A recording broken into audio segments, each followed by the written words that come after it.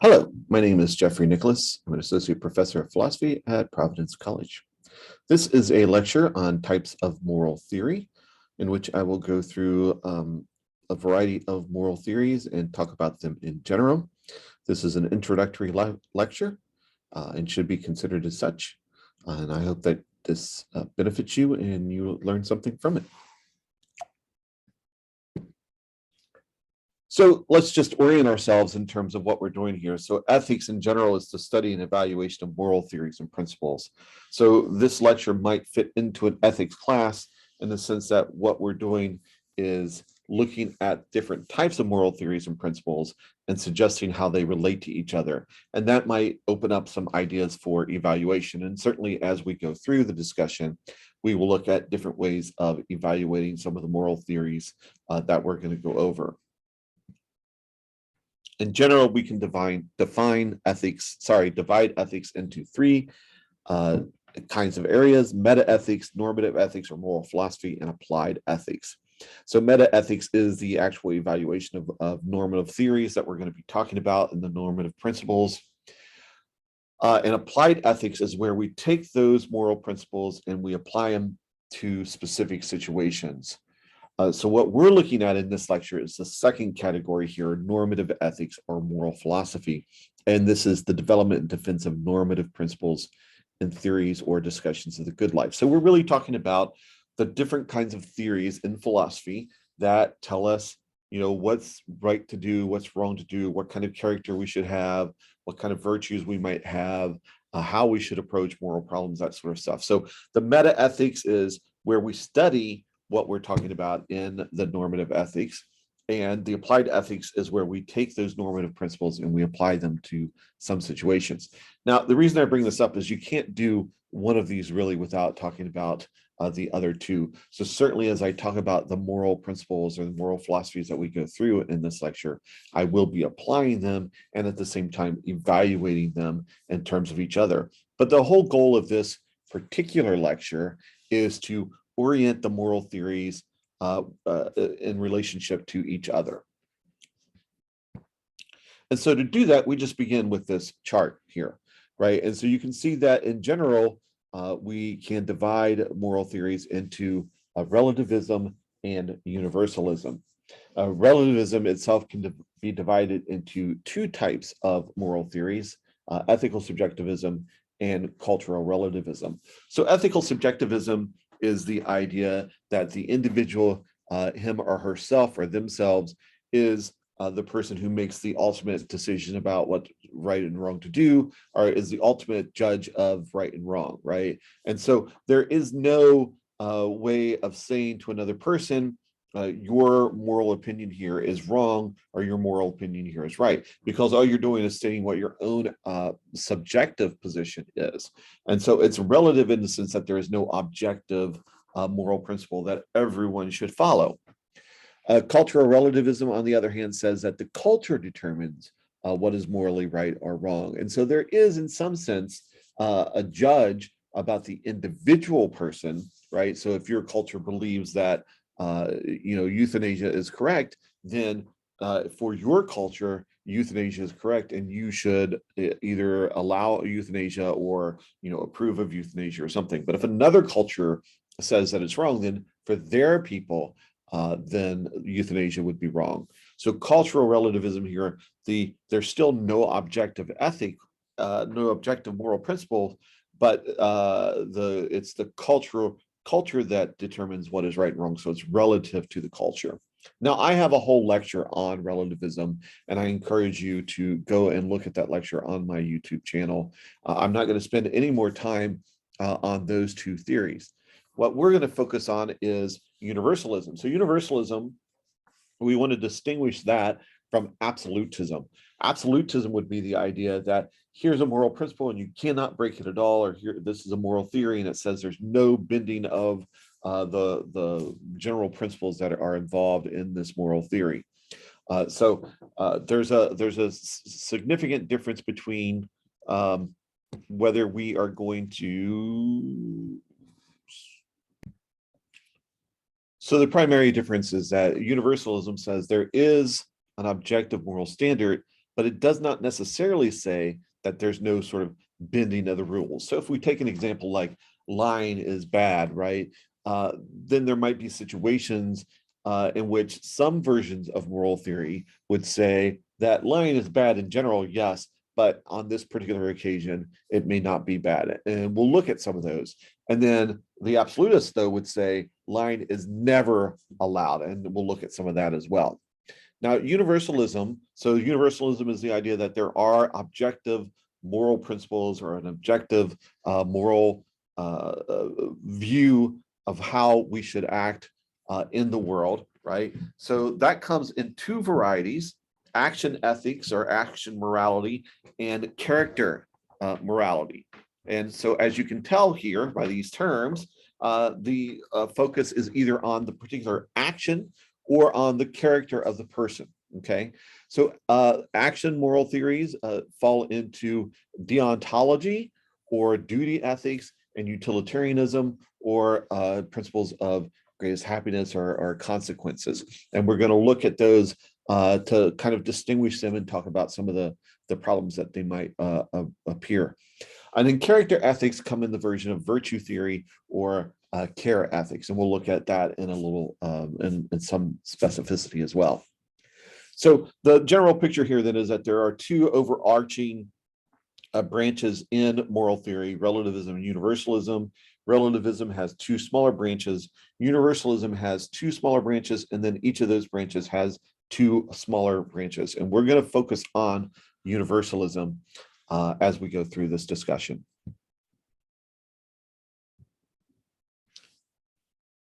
So I've sort of gone over this, but just to kind of emphasize again, relativism means there are no universal moral truths, no universal moral codes, no more universal moral principles. So morality is determined by the culture or by the individual.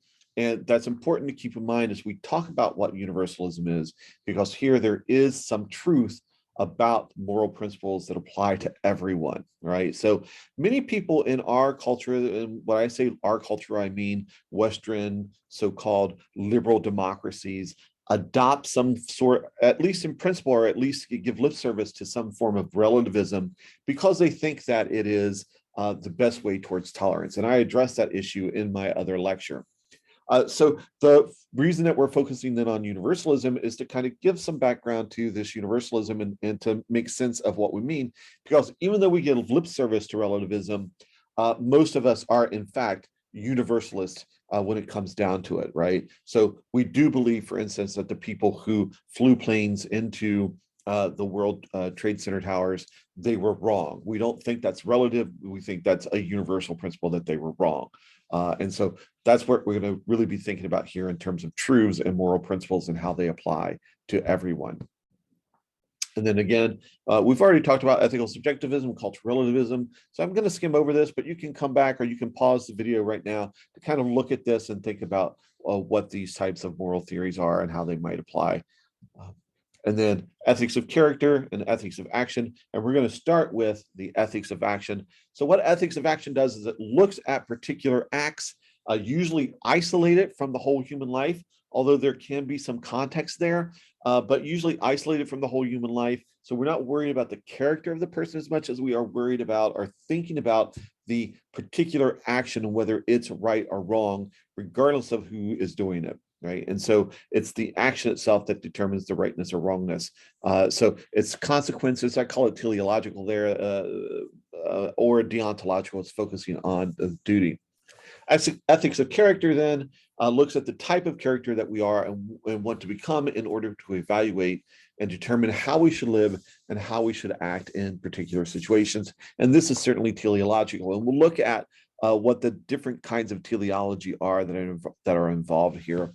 And what I will suggest to Dean is that ethics of action shares a particular understanding of teleology, even if it rejects consequences as the way that we should judge our moral actions. And what separates ethics of character is its particular focus on its particular teleology. So when we think about ethics of action again, we're looking at utilitarianism and deontology, and we will talk about utilitarianism first and then get into deontology.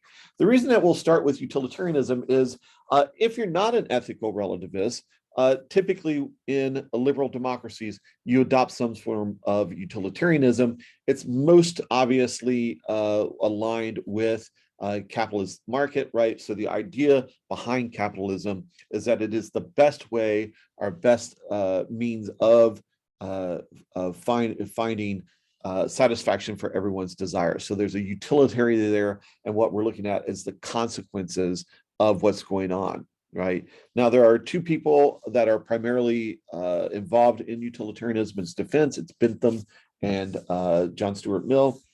Bentham is the originator, really, and he wanted to think about how to reform laws in the United Kingdom in the 1800s.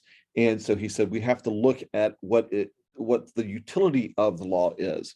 Mill comes along. He's raised by his father and Bentham to become the utilitarian, and he has a mental breakdown around 21. He does not abandon utilitarianism, but he does give it a different flavor, and we'll talk about that flavor in just a minute.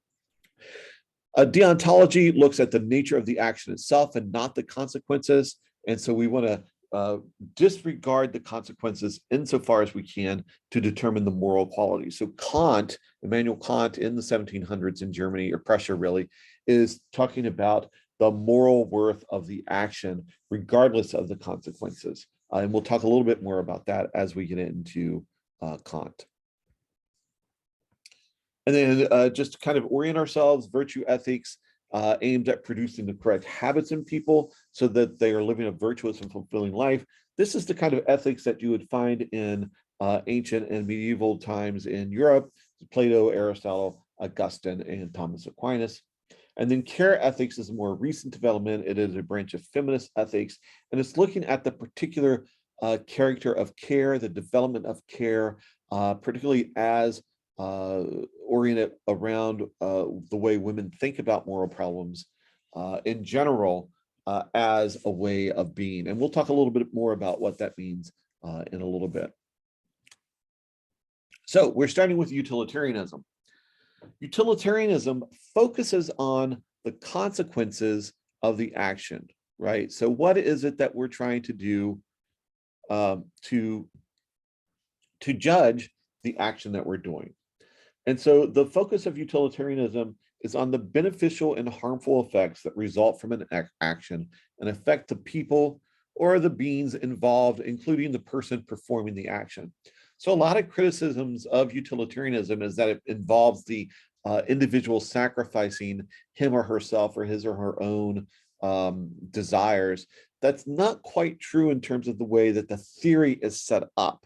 Now, in practice, it might come down to that, right? So if there are 20 people coming to your birthday party and everyone else likes vanilla ice cream, but you really like chocolate ice cream, in general, the utilitarianist is going to say you should order vanilla ice cream for everyone. So you do sort of end up sacrificing your own happiness, but that is not always the case, right? Because sometimes your desires do align with what other people want.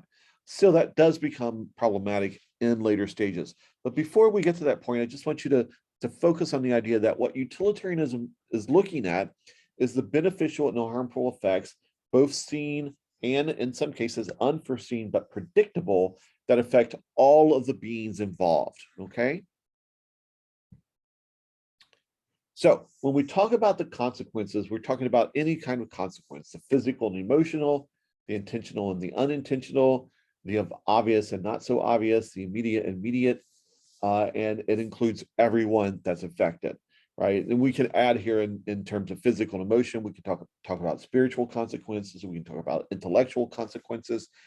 So we want to keep our ideas about what the consequences are quite open, because we need to measure all of those to figure out what is the exactly right thing to do. And again, we're looking at the intentional consequences and also the unintentional consequences. So if you have a particular intention to tell a lie, right, but you know that it has these unintentional consequences, then you still have to weigh both the intentional consequences and the unintentional consequences. Whether the consequences are obvious or not need to be also considered. So you can't just make a decision based on what's obvious. You have to think about what might not be so obvious and study what the consequences are going to be.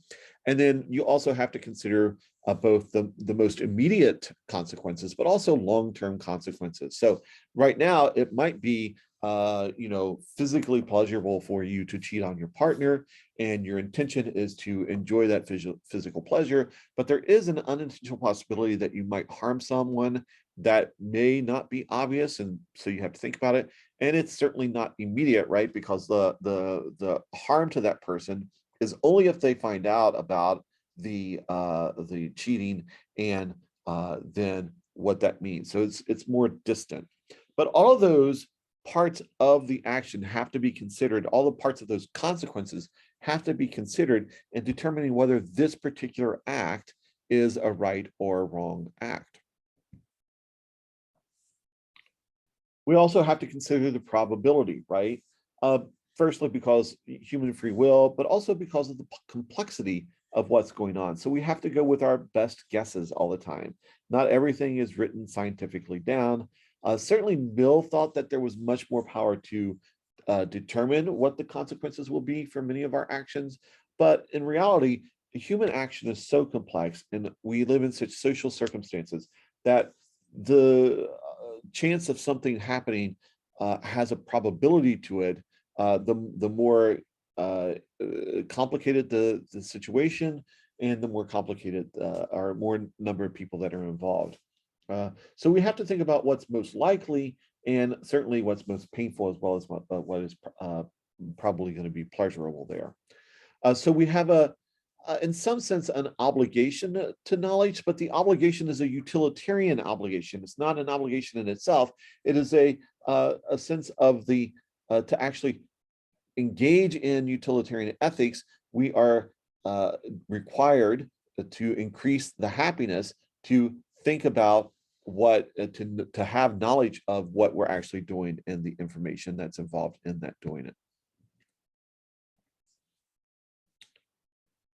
Now, when we think about utilitarianism, we can always ask about, if we're having two actions that are both possible and both produce good consequences, which one should be chosen?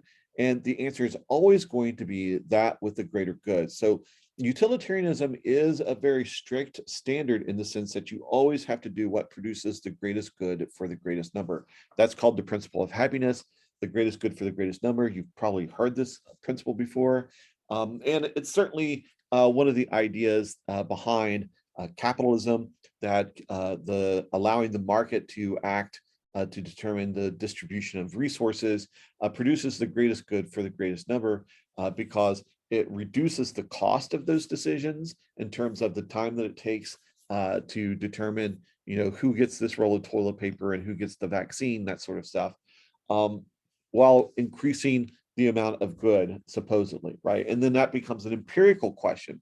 So always with utilitarianism, there is the empirical question that we have to go to. So when we talk about this obligation to inform ourselves and to have knowledge, we're talking about not only theory, but the empirical probabilities that we might. So we have to study human history, we have to study social circumstances, we have to study the economy and see what really happens, right? And so it can't just be our guess about what's going to happen.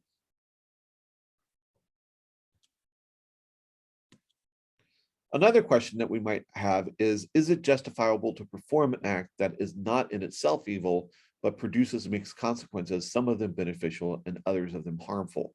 And again, this comes down to the question of what produces the greatest good, right? So if the act produces evil consequences, right, but the good that it produces, the utility or the happiness that it produces is greater than those evil consequences, then the act is, under utilitarianism, the one that you should follow, presuming that there's not some other act that is going to be more produce more happiness, right?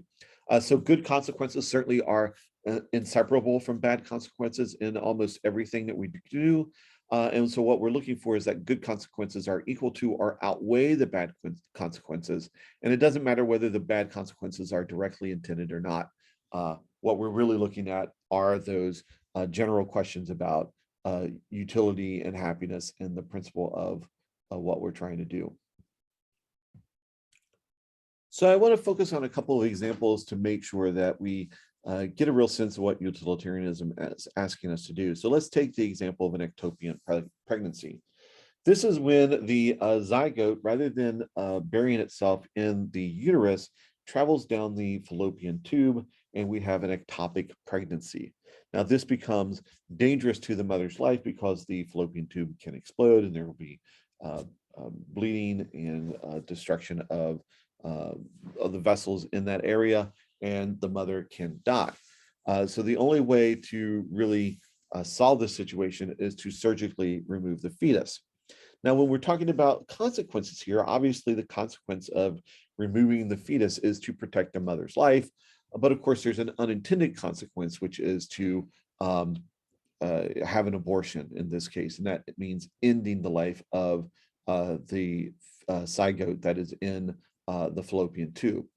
Now, I'm not trying to get involved in questions about abortion here per se. What I'm looking at are the consequences. And so you have to weigh here the balance of the good to the mother's life versus the good to the baby's life. Now, in this situation, it makes a good example because, of course, if the mother dies, then the zygote is not going to develop into a child anyway. And so here, sort of the utilitarianism, it makes it quite easy to determine that the greatest happiness for the greatest number is going to be removing the fetus, right?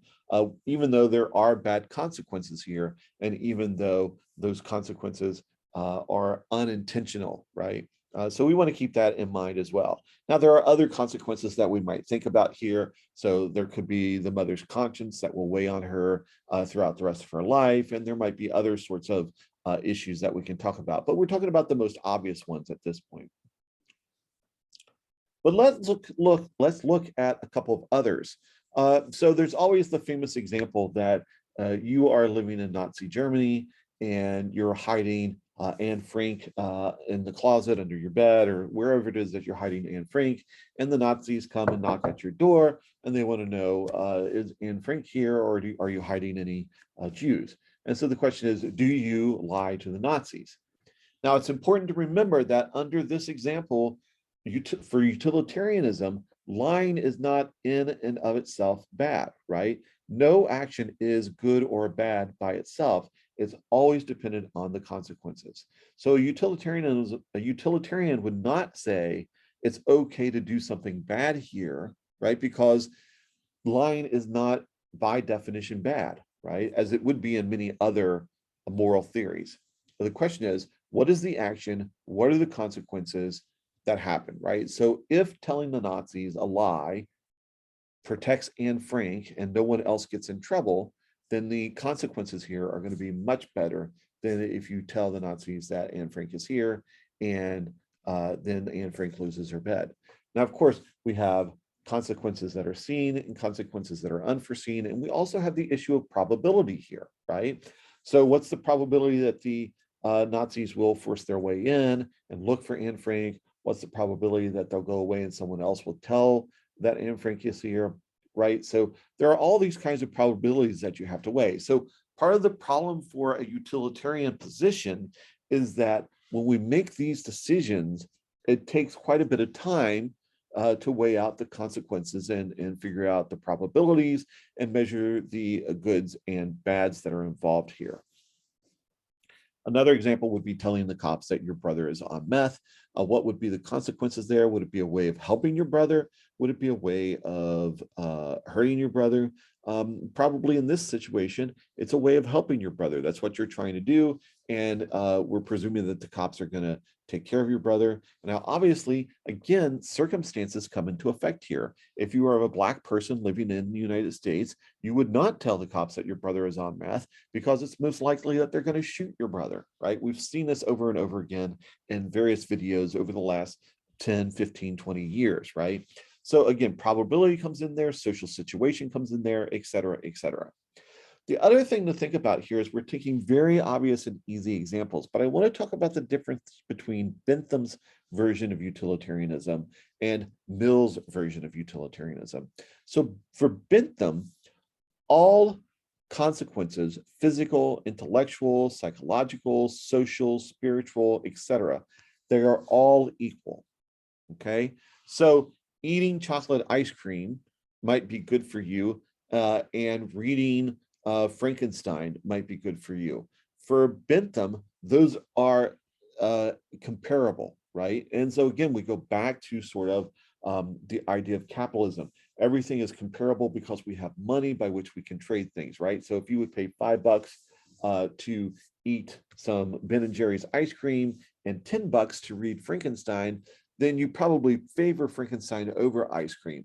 If it's just the reverse, then you favor ice cream over Frankenstein, right? So the idea here is that these goods are comparable, right? In terms of Mill, however, goods are not comparable, right? So he says that intellectual and spiritual goods are higher goods than physical goods. And so there's a famous quote from Mill that says he would prefer to be Socrates dissatisfied than a pig satisfied. Because why? Because the pig only has physical pleasures, right? Whereas Socrates has intellectual pleasures. And so Socrates can be dissatisfied in some cases, right? Socrates was poor. He was put to death by the state.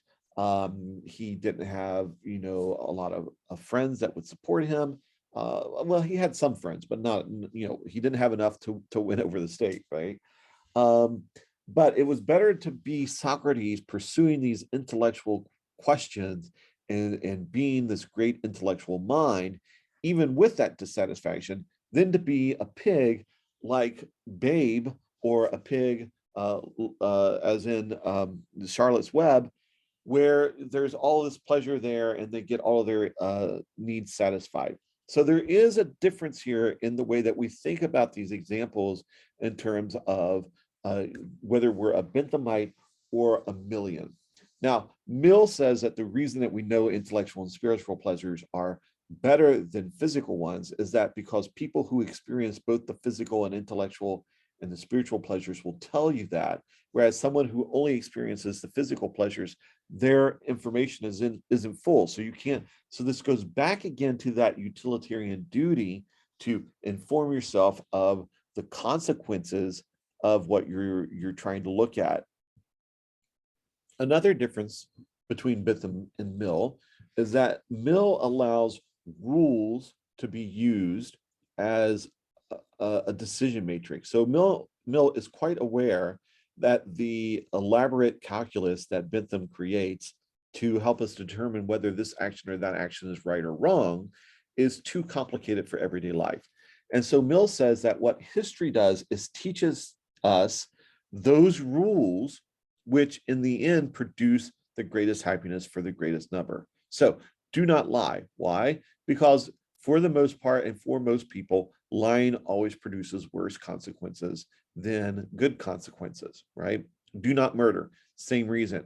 So for Bentham, you would have to stop at each time and ask yourself, is it right or wrong to lie at this point, right? And that gets you into this long, elaborate process where most of your day is spent making the decision of whether to get out of bed or not, right? Whereas Mill is saying, get out of bed, because we know that people who get out of bed typically have better consequences than people who stay in bed all day, right? So there are some differences between the Bentham type of utilitarianism and the Mill type of utilitarianism. And we call this difference a difference between act utilitarianism and rule utilitarianism.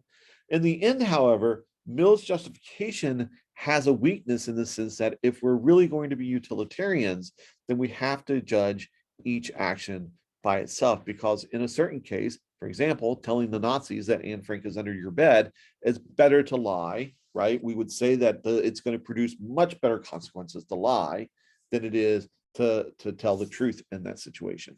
So we get into a sort of internal contradiction in utilitarianism here that elaborates some of its weaknesses. Another problem with utilitarianism that we've seen, and this comes up in various debates, is that it can justify the enslavement of a minority of people if it produces greater happiness for a majority of people, right? And so we have this issue of whether we're talking about slavery or if we're talking about patriarchy and taking the rights from women to make decisions about themselves. There is a minority group that is being dissatisfied for the consequences of happiness for a larger group. And again, we can get into weighing the consequences for each group there and what kinds of consequences we're talking about: physical, spiritual, intellectual, that sort of stuff. And that gets very complicated. But most of us would say that if there's a moral theory that ends up saying that slavery can be justified if it produces greater happiness for more people, that moral theory probably has some problems with it. And that's where utilitarianism often ends up. Now, that's not to say that that's the end of the conversation. There are many people today who still defend utilitarianism and try to find different ways around that. But in general, that's one way of thinking about ethics of action. Is this action right? What kind of consequences does it produce? And that's how we make our decision. Now, utilitarianism contrasts with deontology, and deontology says we're not going to consider the consequences. We are only going to consider the action itself, right? So when I was talking about lying for utilitarianism, lying is neither good or bad. It only depends on the consequence. For deontology, lying can produce all kinds of good consequences, but it is in itself bad, right? Just as preserving life is in itself good. And so here, Deon means duty. We're studying duty and we're looking at what duty tells us to do in this or that particular action. So what deontology does is it restricts our behavior and demands that we do something or avoid doing something because the action itself is good or bad. We're still here then in an ethics of action, right? Because we're thinking about these actions in particular and not about the character in general. Now, I will say a caveat here that Kant does think that character is important because character can help us determine the right action because we are able more to control our desires and therefore not act simply on our desires. But the focus is again on the action itself, and the character comes in later as a support to making the correct action. So there's a big difference in terms of how the ethics of action looks at duty versus an ethics of character. Now, there are obviously different types of obligations we might have. There are contract obligations, friendship obligations, citizenship obligations, business obligations, marriage obligations, et cetera, et cetera, et cetera. When we're thinking about our moral duties, we can certainly qualify those duties in terms of these kinds of obligations. And as deontology develops, that's going to be important for how we rank order our duties. For Kant, contradictions or conflicts between duties does not arise as often as you would think it does. And so he doesn't deal with these different types of obligations per se. He's looking simply at the obligation itself. And what he wants to say is that when we make our moral decision, all that should be in our mind is the duty. Now, it can be that we get some pleasure from it, right? So if we have an obligation of friendship to go out with a friend to have some wine and talk about philosophy, right? That is a duty that we might have pleasure from. The question is, would we do that? Would we follow that duty even if we didn't have any pleasure from it, right? Even if it did not have good consequences for us. Same thing with contract or business, right? So if a business person only gives you the correct change because he doesn't want to get a bad reputation, then his action is not morally worthy, right? It is only morally worthy if he gives correct change because that is the right thing to do. It has to be overdetermined in that sense, right? Because obviously he's going to get a good consequence. He's going to get, people are going to say good things about him. He's trustworthy, that sort of stuff, right? So when we talk about going to take our car into work, we're looking for someone who's trustworthy to get work done on the car. But the reputation itself should not figure into the moral decision, right? The moral decision has to be on the duty alone. So Kant really focuses on this idea that we have to decide by the law itself and not with regard to consequences. So it's really the complete opposite of a utilitarian calculus. Now, duties can conflict, and Kant doesn't recognize this as much as I think he should, right? But later theorists, later deontologists say that we have to consider the relative importance of each obligation and give preference to the more important one, right? So an obligation to protect life is probably going to be more important than an obligation to return someone's property to them, right? And we've seen this before, right? So if you're driving along and you've got someone who's dying in your car, or someone about to give birth, right? It's okay, we say in general, right, to violate the speed limit, right? Even though you have a duty to follow the law, because your duty to protect that life is more important than the duty to follow the law.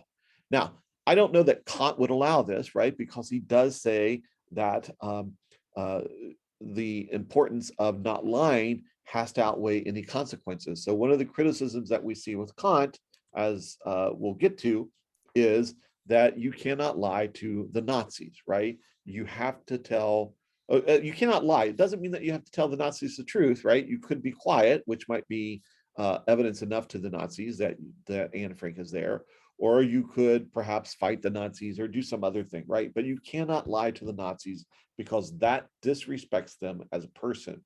Now, people will say, aren't the Nazis not deserving of respect because they're trying to kill people? But for Kant, that's not something that we can determine, because the Nazi is a person who is making decisions. And for us to violate their will, right, for us to violate their own decision-making power is to treat them as an object rather than as a person. So we become, in that instance, just as bad as the Nazis.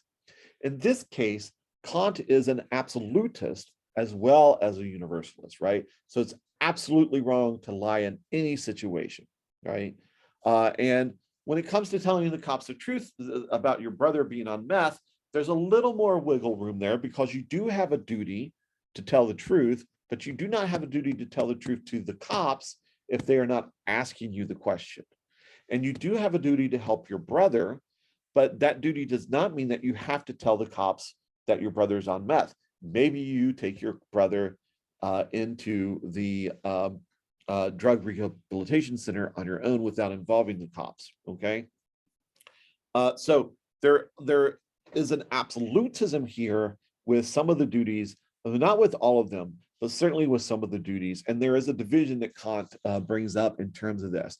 We're not going to get into that division between perfect and imperfect duties, and I'll let you just kind of rest and think about that yourself. The real question here is, for us, just as we thought there might be problems with utilitarianism on some of these issues, we also think that there are problems with deontology on some of these issues, because there are conflicts that arise, and we can try to struggle with those conflicts as much as we can, but in the end, it seems like consequences do have to come in to the situation. So if we're looking at an ethics of action, sometimes people come down to the idea that we have to combine elements of utilitarianism and deontology to come up with a stronger moral theory. And which way you go, whether towards consequences or towards duty, determines which branch you fall into here, okay? That does not necessarily undermine each position, but it does make it more complicated to defend an ethics of action divorced from the other kinds of things that we might talk about in the rest of this lecture. So now we want to turn to the ethics of character, and we're going to look first at virtue ethics and then at care ethics. So again, remember that there are, we're under the category of universalism, and there are two types of universalism: ethics of action and ethics of character. We've been focusing on ethics of action, where we look at individual actions divorced from the rest of the person, right, and determining whether it's good based on the consequences or based on the action itself in terms of its duty. With virtue ethics and care ethics, we're not looking at individual actions, but at the person themselves and what kind of character this person has, what kind of character this person has. Do they have the virtues so that most of their actions are, in fact, leading to flourishing, right? Do they have a proper amount of care so that most of their actions are, in fact, supporting others? That would be the care ethics position. So we're going to start here with virtue ethics. I do have a whole series of lectures on Aristotle's virtues. I do, particularly on his Nicomachean Ethics, I do encourage you to watch that set of videos, and I think that you'll get much out of them. But just to put this in context with the other moral theories that we're talking about for now. So when we're talking about virtue, we're talking about kinds of moral ideas, right? What are the aspects of excellence? What are the goals that bring about greater harmony within oneself or between self and others, right? We might also talk about specific concepts that assist us in achieving respect for persons in our judgments and actions. And sometimes there's a line between obligations and ideas that gets blurred here. But in general, when we're talking about moral ideals, we have to keep in mind the idea that what we're aiming for is excellence or self-flourishing. When we read Socrates and Plato, there's this focus on the harmony within the self. And certainly that comes through in Aristotle and other virtue ethicists as well, right? Because what we're trying to do is find this balance where we're able to achieve our best selves, right? However, we might define that, that's going to be determined by the kind of virtue theory that we're talking about, which is also determined by the culture that we're in, that sort of stuff. But harmony within ourselves and harmony between ourselves and others, okay? And certainly those virtues, those concepts that we're going to be talking about will involve respect for other persons, right? In the way that we act and judge, because what we're talking about is our character, right? What kind of person are we? How do we typically act? So when we define virtue, we're often talking about our habits. What kind of habits do we have? Okay. Now, there are, in general, three categories of virtues: cardinal virtues, theological virtues, and then non-categorized virtues or other virtues, right? So the cardinal virtues are the ones that you would typically think about: prudence or wisdom, temperance, justice, fortitude, or courage, right? So these are the typical kinds of virtues that you will find in many virtue theorists, from Plato and Aristotle on down to Alistair MacIntyre today, right? Theological virtues are a particular kind of virtue focused within at least the Christian understanding of virtues that I know about. They are not in opposition to cardinal virtues. They are, in fact, supposed to work with the cardinal virtues. And these virtues, of course, are faith, hope, and love. And so what the theological virtues do is help us to achieve our union with God or our blessedness in the afterlife, whereas the cardinal virtues are to help us to live our lives here today, right? So they work hand in hand, because if you are faithful, if you have hope, if you have love, you're also probably going to have prudence, temperance, justice, and fortitude. There are other virtues that support these, right? Honesty, pride, humility. Pride, of course, would be a virtue for Aristotle, but not for the Christian, right? And so there is a certain kind of way that we have to, it's not relative, but we do have to understand that the definition or the list of virtues that we might talk about are going to be, in some case, culturally determined. So in Aristotle's time, pride was an important virtue for the Greek male person, right? Whereas under a Christian situation, pride is not supposed to be a virtue. And that gets confused in a modern liberal democracy, because there is quite a bit of pride that goes on, and we don't recognize how that conflicts with the sort of desire for a virtue like humility within following Christ. We are going to focus on the cardinal virtues, because this is a philosophy lecture, not a theology lecture. And so just to give some definitions, and so when we're thinking about these virtues, think about them as habits that we're developing. And, we often have habits that we don't always follow, but which typically define how we're going to act in situations. So prudence, or wisdom, is choosing one's behavior judiciously by consulting experience and deliberating thoughtfully about what response is most appropriate, right? So here it means developing this habit of thinking about how we should act in particular situations, what kind of person that we want to be, right? Are we the kind of person that wants to interrupt people all the time when they're talking? Are we the kind of person that wants to think about how we're going to act in a social situation, in a dinner situation, right? What's the prudence requiring us to do here? Justice is evaluating situations according to their merit and giving each person her or his due. Again, this is a habit, right? So when we develop this as a habit, we often are able to just give out equally what belongs to each person without thinking about the situation. Now, of course, there are some times when we do have to think about a situation. So if we're in an odd situation where someone is demanding his or her just due, right, but we know that's going to cause harm, then we have to bring in that concept of justice with our other virtues, so prudence, to determine whether satisfying the principle of justice here is going to be a wise decision or not. So in all of these cases, these virtues work hand in hand together.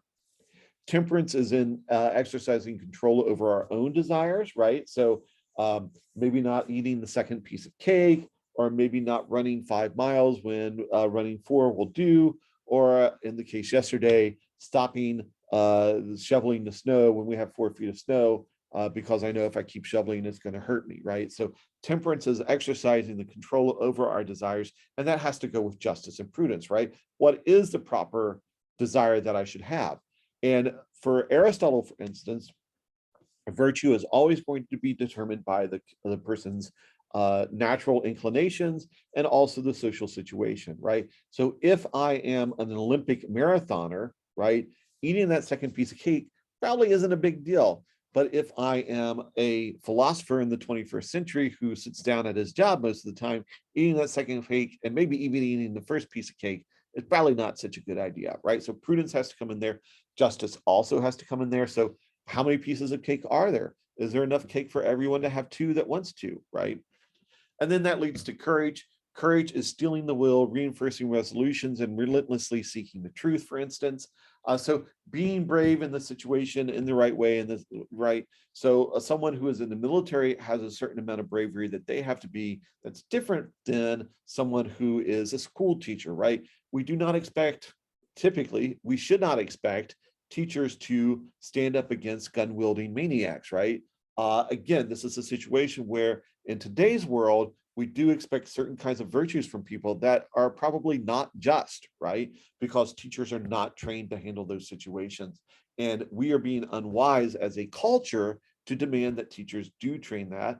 And why are we unwise? Because we allow our desires to take over, right? We want to put as many people in a classroom situation, pay teachers not enough money, not give them the training that they need. And also, of course, we want to allow people to have all the guns that they want to own, right? So we're not temperate, we're not wise, and we're not just in this situation. And so we demand something of someone which it is not right for us to demand. There are, of course, other kinds of virtues that we might talk about. McIntyre talks about loving kindness, honesty is important, compassion, forgiveness, repentance, reparation, gratitude, beneficence. We're not going to spend time defining each of these virtues, but you should not just limit yourself to thinking about the 4 cardinal virtues and trying to think about what kind of character you yourself want to have.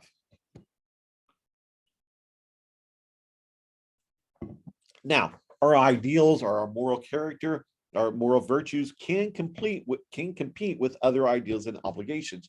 You probably got that sense with my discussion of the teacher, right? What are the ideas that conflict there, right? And so temperance and justice might conflict at certain points, but they also might conflict with our obligations, right? So being courageous, right, has a conflict with the obligation to protect others, but also protect myself. And it might have an obligation to, might conflict with obligations to the nation state or to the family or to other things, right? So we have to think about how virtues might conflict with obligations, but those obligations themselves are quite different than the kind that we see with Kant, right? So for Kant, the obligation is in the duty itself, right? The duty to tell the truth is by itself the obligation. Whereas for Aristotle and other virtue theorists, the obligation or the duty arises out of the character of the person, right? So the duty to tell the truth arises out of the character of the person to be the most excellent person that he or she can be in this particular social situation. So Aristotle talks about the golden mean, right? So the golden mean of honesty lies between the extreme of being too honest, right? And so telling people that they're fat when they don't even ask, or when we should be supporting them in other ways, and the extreme of lying, right? So we're looking for that golden mean that helps us to achieve our own excellence and help others to achieve their excellence.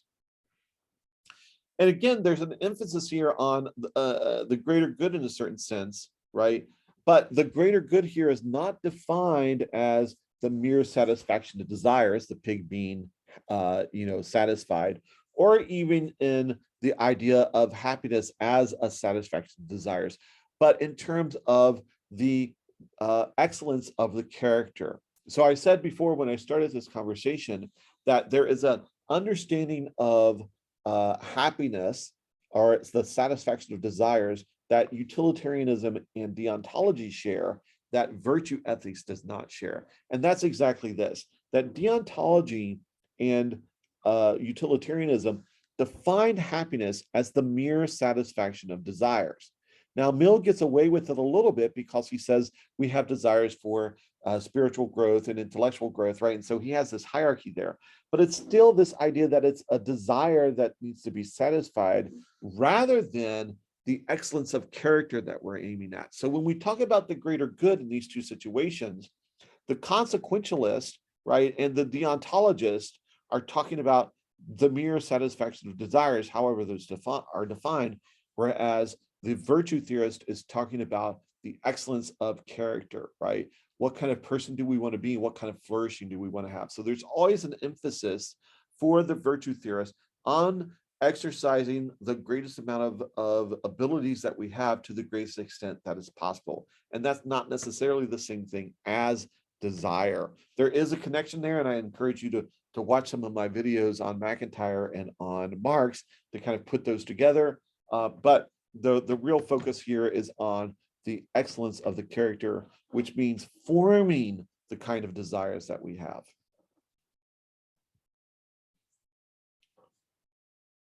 Okay, so let's go into then care ethics as the other version of the ethics of character.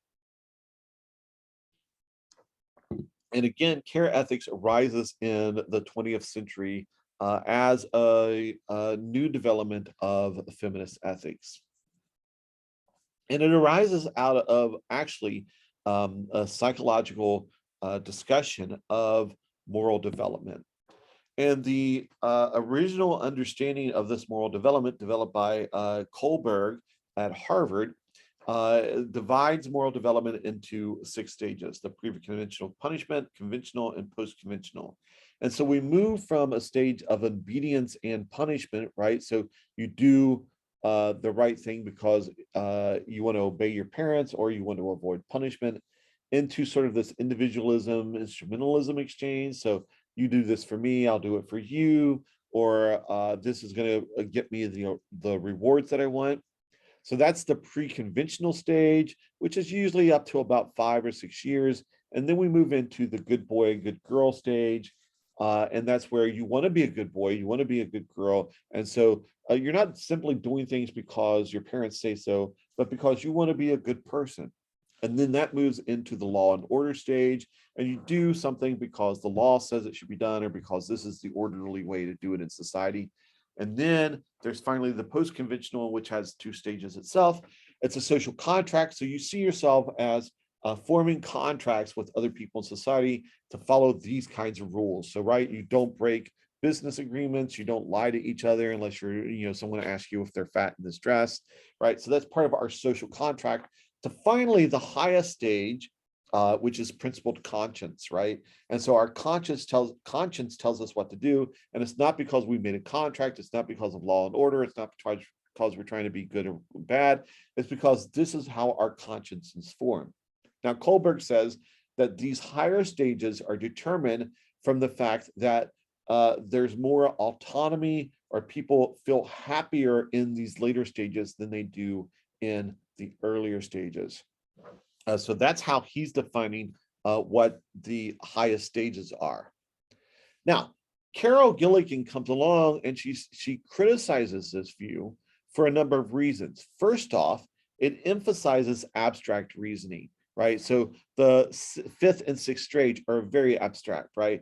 The social contract, we don't actually form a social contract with people. We don't actually, write our names on this contract, but there's this idea that there are these abstract principles that we're trying to agree with. And so they're abstracted from our everyday context. And then of course, the principle conscience is also this sort of abstracted conscience.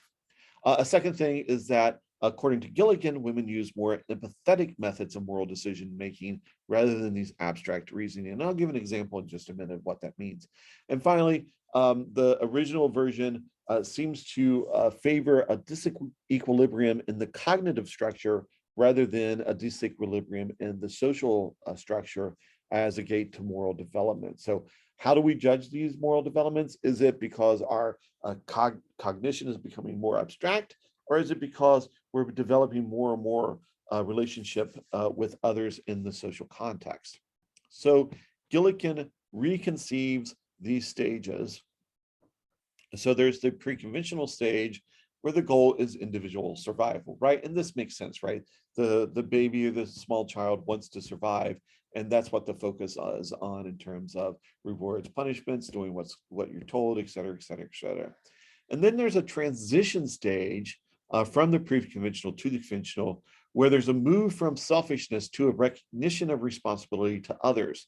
So when we talk about that distinction between cognitive disequilibrium and social disequilibrium, what we see is that disequilibrium here, right?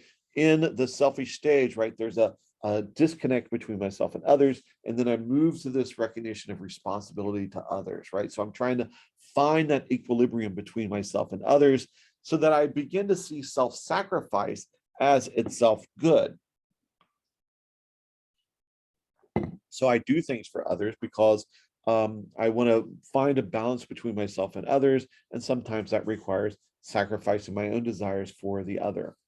And then there's another transition stage from goodness to truth, that this is a person too, right? And so now we're really focusing on that disequilibrium between self and others, where I'm recognizing the other as a person, just as I am a person. And so here we accept a principle of nonviolence: do not harm the self or others. And you can see here then a big difference in both the way that we understand these stages and the way that we move through these stages from the Kohlbergian method. Now, for Gilligan, these stages are more obvious if we begin to focus on both men and women, rather than what Kohlberg did, which was to study only men's moral development, and to begin to think about the situation as a whole. So here's a question that might be asked on a moral analysis in which we are judging what people's moral development are. So a man is married to a woman. The woman has cancer and she needs a certain kind of medicine. They do not have enough money to purchase the medicine, so the man has to decide whether he's going to steal the medicine or not. Under a Kohlbergian situation, often people end up saying that the man will steal the medicine because his conscience is to do what is necessary to protect his wife, because he has an obligation to her.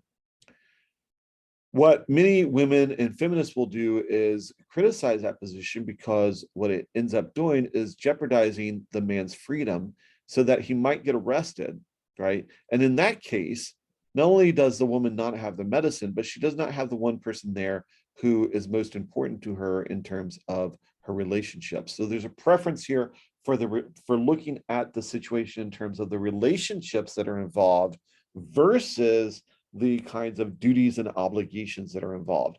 And that is one reason why I situate care ethics under character, because relationships are so much a part of character, and we're not looking at the individual actions, but we're looking at the relationships and the kind of character that we develop there. Okay. Now, one of the criticisms, and certainly this is a criticism that arises when we think about women, is that women are encouraged here to engage in self-sacrifice and to self-sacrifice their own happiness for that of others. And we know that in many instances, women tend in our society to engage in that kind of self-sacrifice. So we see women more often than men choose choose euthanasia because they don't want to be a burden on their family members. And we see women do more labor in the home because they're sacrificing their own happiness so that the man can go out and have a beer with his buddies or whatever it might be. And so she has to take care of the children, right? And so there's a focus on self-sacrifice.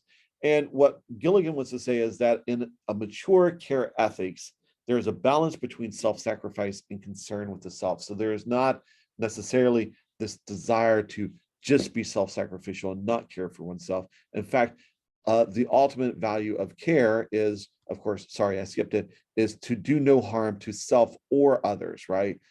So the self there is just as important. Another criticism is that Gilligan is trying to drive a wedge between male and female ways of thinking, and that in fact she is trying to essentialize the justice position with the care position. And to go along with this, other studies after Gilligan have suggested that there is no gender differences between the way men and women think. And so what she has come to say is that justice and care are equally necessary. And as a matter of fact, Kohlberg says the same sort of thing. And so there's an idea that people orient themselves morally along a justice or care line. And they try to find some balance, but some people emphasize justice and some people emphasize care. I think there's more debate that still goes on here. For me, what is essential is whether we think about that justice aspect as a virtue, right, the way that I've talked about it in terms of Aristotle, or whether we consider it as an issue of the particular actions. And I think in many instances, Kohlberg emphasizes it as an action, whereas Gilligan does not.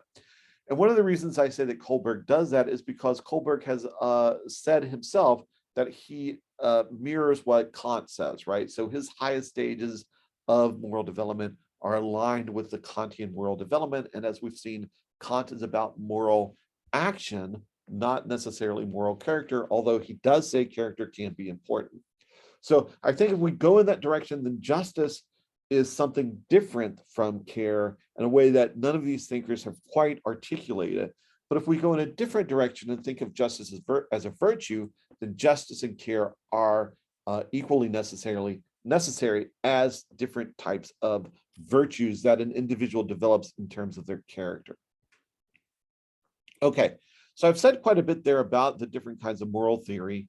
And what I want to do now is give some indication of how we might assess moral theories in other contexts and what other ways we might think about what's going on in these discussions. So one thing is logical consistency, right?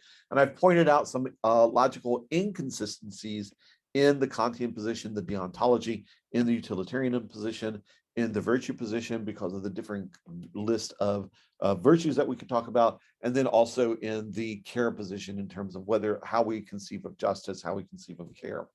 But there might be other instances where we come up with these blocks of logical consistency, and that's where we have to think about the application of the moral theory.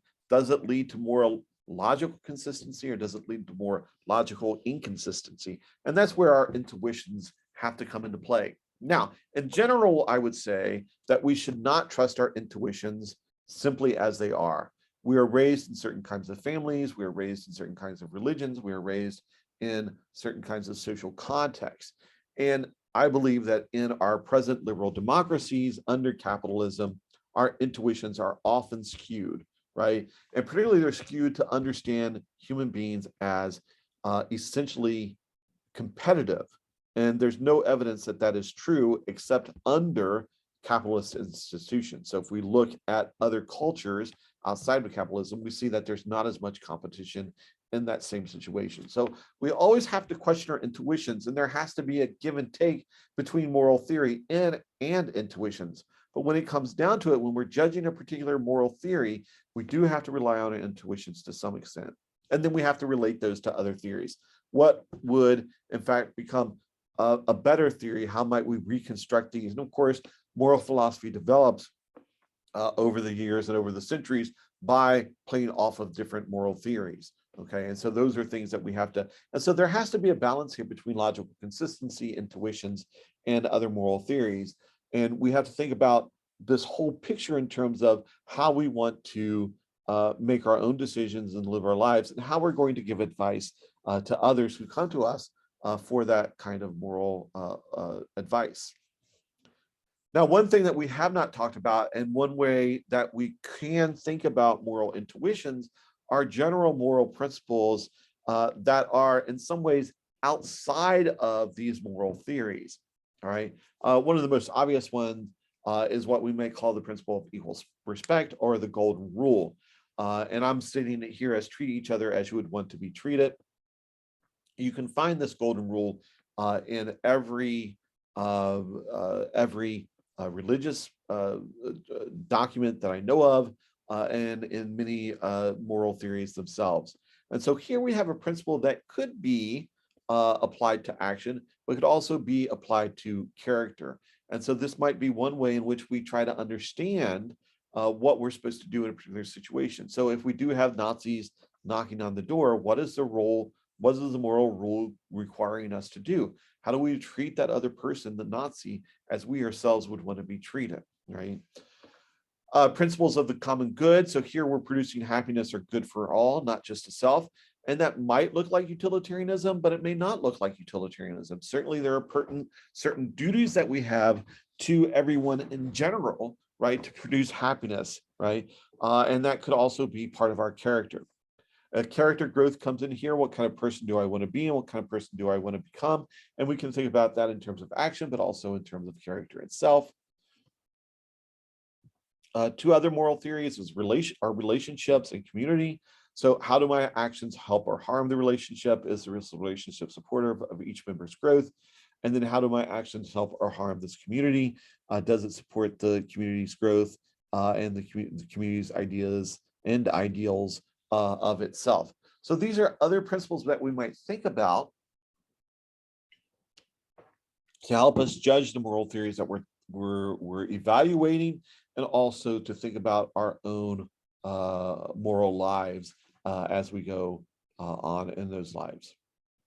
So we've been focusing on universalism, ethics of action, ethics of character. That contrasts with relativism, ethical subjectivism, cultural subjectivism.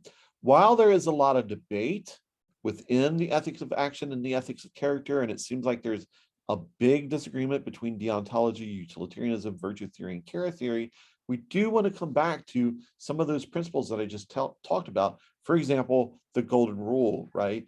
The golden rule shows that there is a principle, a universal principle that almost everyone accepts. And in fact, we would try to find ways to explain why certain people do not accept this, right? Maybe they're insane, or their culture has been corrupted, or something like this. And so I think that if we look at particular principles, we can understand that relativism is wrong, right? And certainly when we think about ourselves, when people do something to us that harms us, we understand that relativism is wrong. Where we fall under action or character, deontology, utilitarianism, virtue, and care can become an issue, but it doesn't undermine the fact that universalism does apply to some kind of an extent. Thank you for listening to this video. Feel free to email me if you have any questions, and watch some of my other videos to understand more of what's going on here.